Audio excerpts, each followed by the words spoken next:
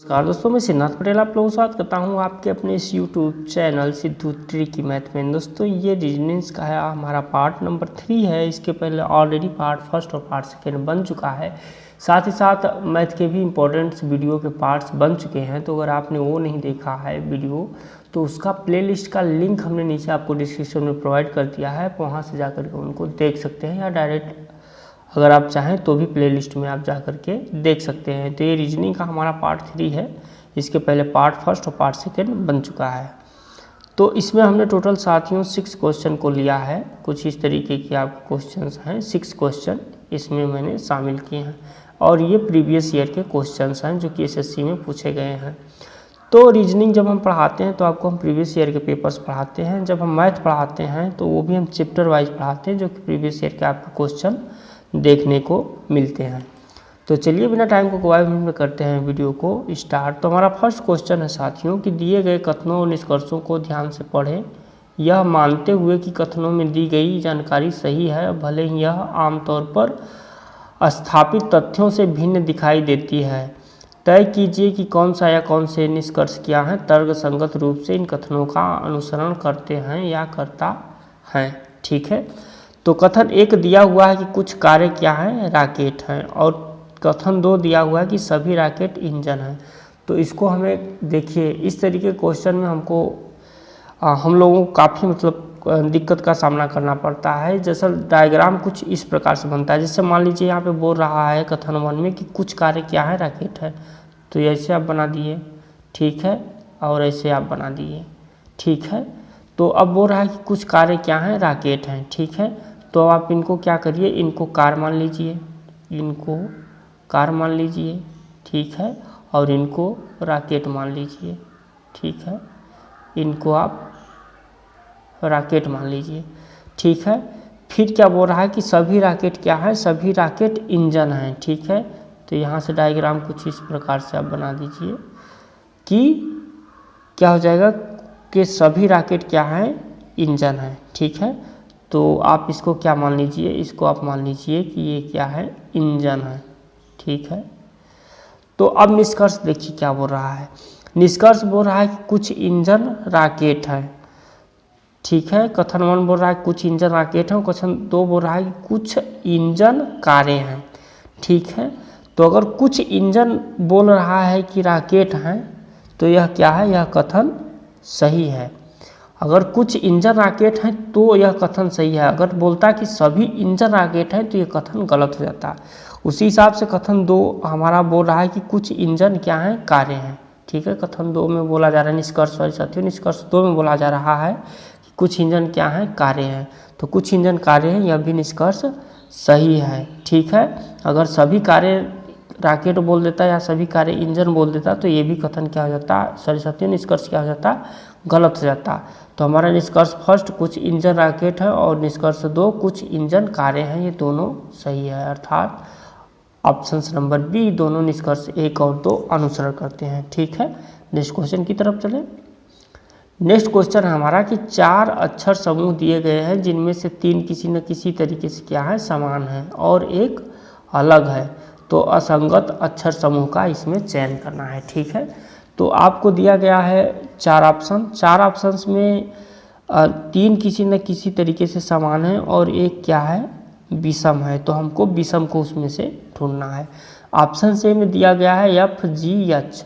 F के बाद क्या आता है, G आता है, यानी कि +1 का इसमें इजाफा कर रहा है और H में भी 1 का इजाफा कर रहा है। F +1 बराबर क्या हो सकता है, तो आगे F में अगर हम 1 जोड़ दें तो G आता है और G में अगर हम 1 जोड़ दें तो क्या आता है साथियों, तो G में अगर हम 1 जोड़ दें तो H आता है, ठीक है। इसमें +1 कर रहा है, ठीक है। ऑप्शन बी की बात देखते हैं। तो यहाँ पे बोल रहा है T है, S है, R है, ठीक है। ये T है, फिर S है, फिर R है, ठीक है। तो ये क्या कर रहा है, T के बाद U आता तब तो +1 करता और U के बाद अगर V आता तब +1 करता, लेकिन यह क्या कर रहा है, इसके विपरीत कर रहा है। अर्थात R में अगर हम 1 जोड़ दें तो हमारा क्या आता है, यस आता है, ठीक है। और यस में अगर हम 1 जोड़ दें तो क्या आता है, T आता है। तो ये क्या कर रहा है, उल्टा जोड़ रहा है जबकि ये सीधा जोड़ रहा है, ठीक है। अगर ऑप्शन सी में हम बात करते हैं तो वाई है, एक्स है और डब्लू है।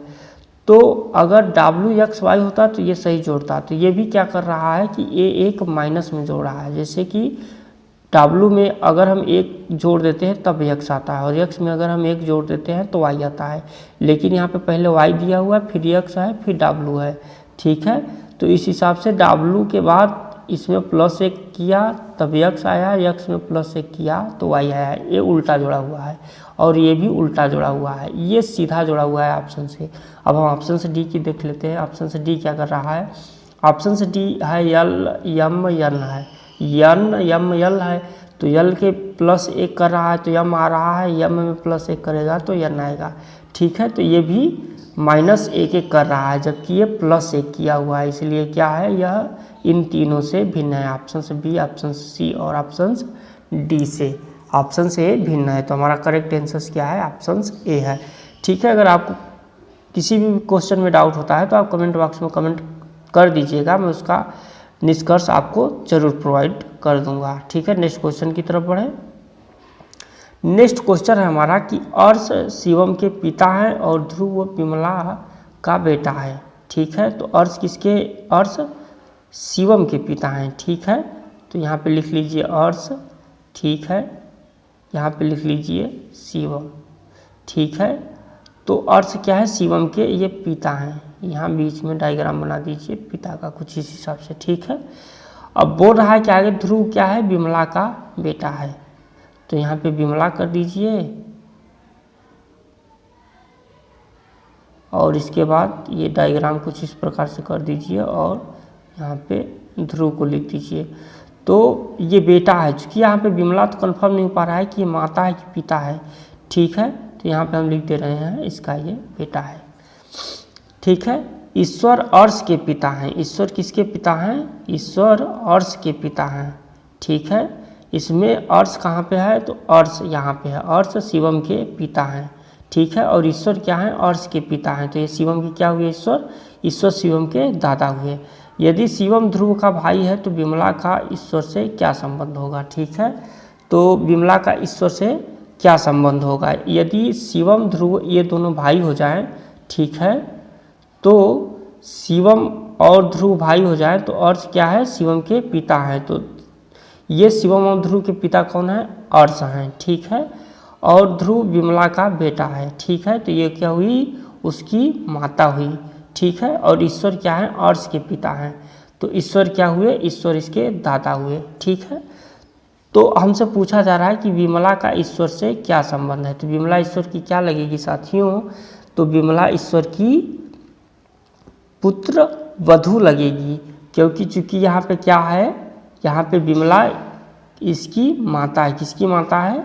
तो ध्रुव की माता है। ठीक है, और ध्रुव और शिवम क्या हैं? ये दोनों भाई हैं। तो ठीक है, तो ऑप्शन से नंबर सी है इसके, यह पुत्र वधू लगेगी। ठीक है, नेक्स्ट क्वेश्चन की तरफ बढ़े। नेक्स्ट क्वेश्चन हमारा साथियों कि अक्षरों में उस समूह का चयन करें जिससे कि अक्षर साथियों क्वेश्चन नंबर 4 है कि अक्षरों में उस समूह का चयन करें जिससे कि अक्षर श्रृंखला में रिक्त स्थानों पर क्रमिक रूप से भरे जाने पर अक्षर श्रृंखला पूरी हो जाए। ठीक है, तो आपको एक श्रृंखला दी गई है और इनके बीच में गैप दिया गया है, तो गैप में आपको भरना है। ठीक है, तो यस है, फिर डबल डब्लू है, फिर यस है, फिर डैश है, फिर ट्रिपल डब्लू है, फिर यस है, फिर डैश है, फिर 4 डब्लू है, फिर गैप है, फिर ट्रिपल यस है। तो ऐसे तो डायग्राम हमें कुछ समझ में नहीं आ रहा है कि किस हिसाब से कर रहा है, एक क्रमिक रूप में कर रहा है कि माइनस प्लस में करके कर रहा है। तो अब हमें देखना पड़ेगा यहाँ से। तो अगर हम देख लेते हैं कि अगर मान लीजिए हम पहले क्या रख देते हैं, पहले डब्लू रख देते हैं तो डब्लू यस आ जाता है। ठीक है, उस हिसाब से हम देखते हैं कि यहाँ पे डब्लू डब्लू है, डबल डब्लू है, तो यहाँ पे हम क्या करेंगे, फिर हम यहाँ पे यस रख देते हैं तो यस भी हमारा डबल हो जाता है।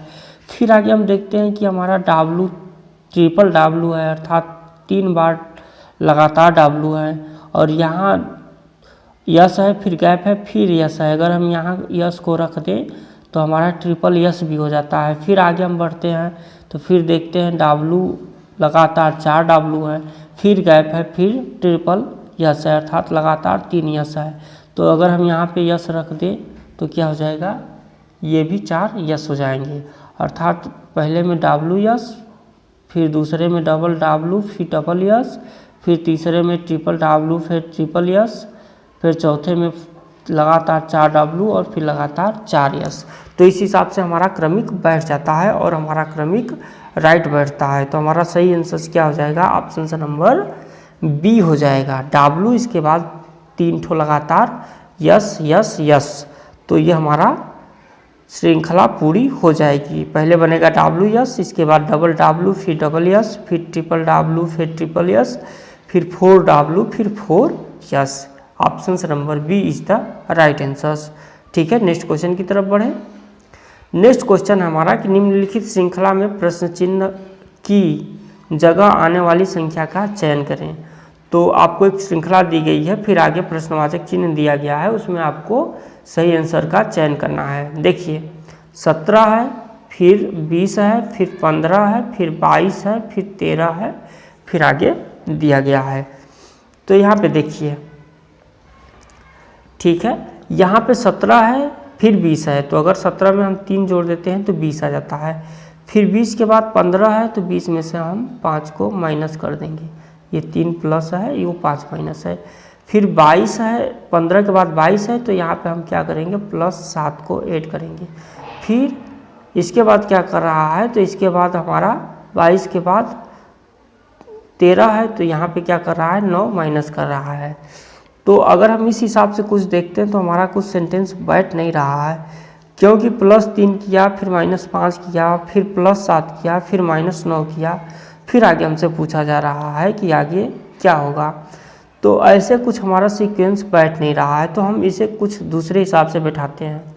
जैसे मान लेते हैं यहाँ से हमारा 17 में से 15, 15 में से 13, अर्थात 17 में से कितना किया? -2 किया माइनस, और 15 में से फिर -2 किया।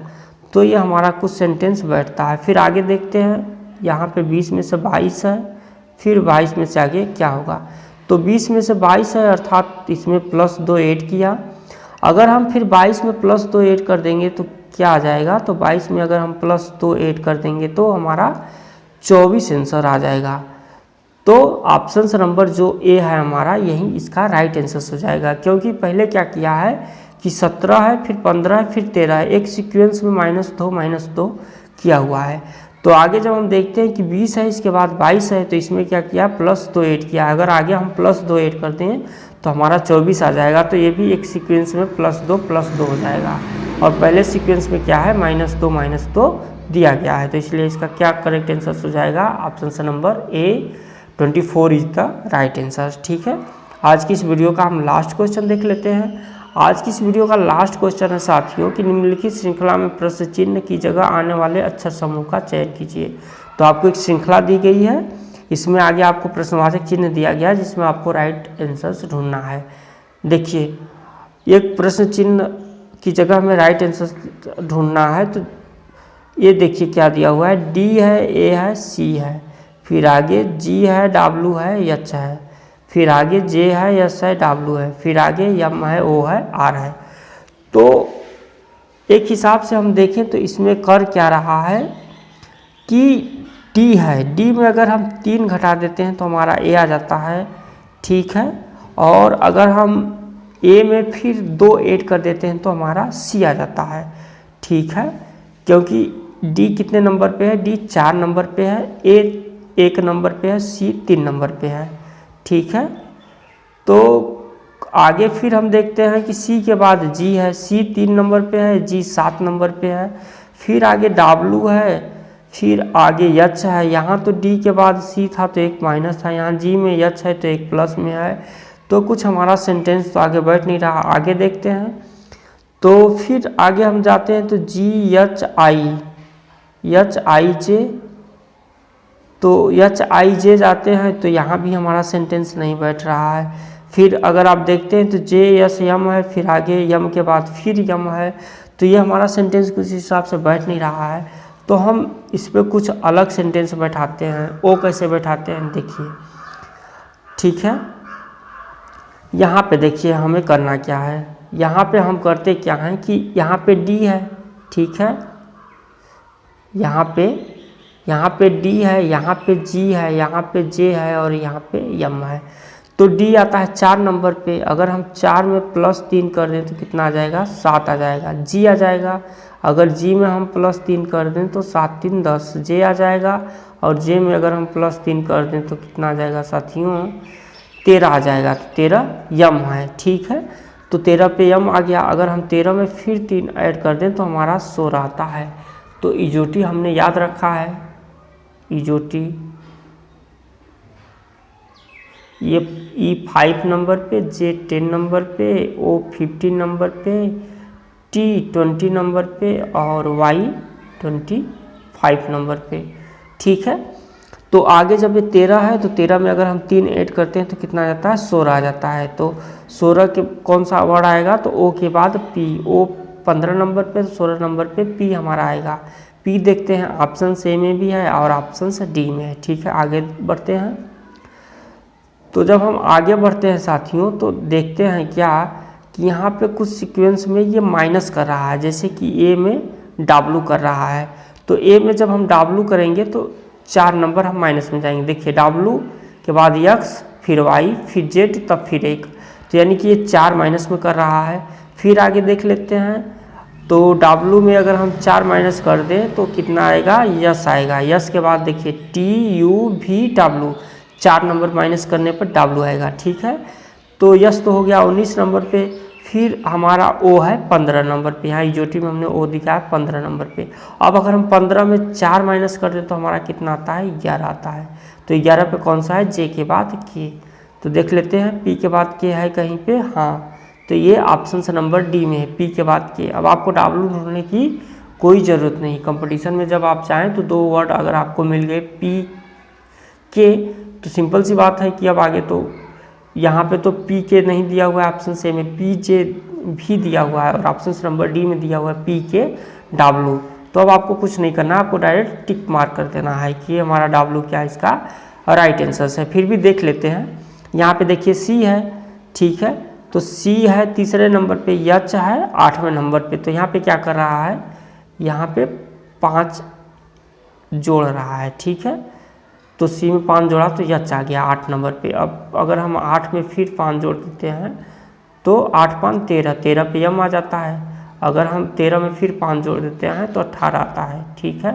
18 पे R आ जाता है और अगर हम 18 में 5 जोड़ देते हैं तो 23 आता है। तो 23 पे कौन सा वर्ड आएगा साथियों, W आएगा। ऑप्शन से number D is the right answer. तो आज की इस वीडियो में टोटल साथियों 6 क्वेश्चन किए थे जो कि आपके SSC में प्रीवियस ईयर के पेपर में आए हुए क्वेश्चन थे। तो अगर आप इस तरीके से कुछ रीजनिंग को पढ़ेंगे तो सिंपली आप किसी भी वनडे एग्जाम में हो, चाहे वो स्टेट का एग्जाम हो, चाहे वो SSC हो, चाहे वो बैंक हो, किसी भी एग्जाम में आप आसानी से क्वालिफाई कर जाएंगे। तो चलिए मिलते हैं नेक्स्ट वीडियो में, तब तक के लिए जय हिंद।